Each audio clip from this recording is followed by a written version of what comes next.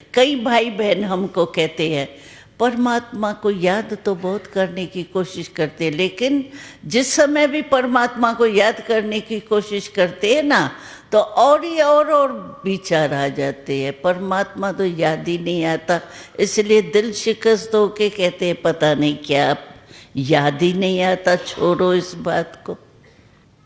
कभी लौकिक बाप को हम कहते हैं पिताजी हम आपको याद करने चाहते हैं लेकिन याद नहीं कर सकते। और वो एक जन्म का पिता, और ये परमात्मा तो हमारा अनेक जन्मों का, हर जन्म का पिता है। वो याद नहीं आता, क्यों नहीं आता, क्यों नहीं योग लगता, क्यों नहीं रिलेशन जुटता?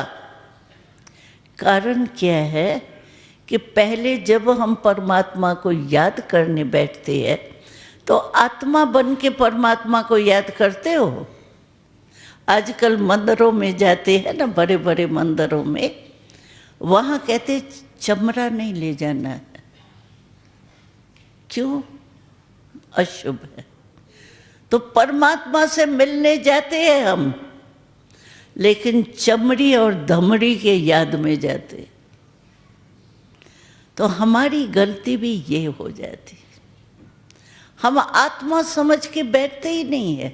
सारे दिन में आप अपने से पूछो कितना टाइम याद आता है कि मैं आत्मा हूं। अगर आत्मा रूप में आप स्थित होंगे ना, तो परमात्मा से रिलेशन कनेक्शन बहुत जल्दी हो सकता।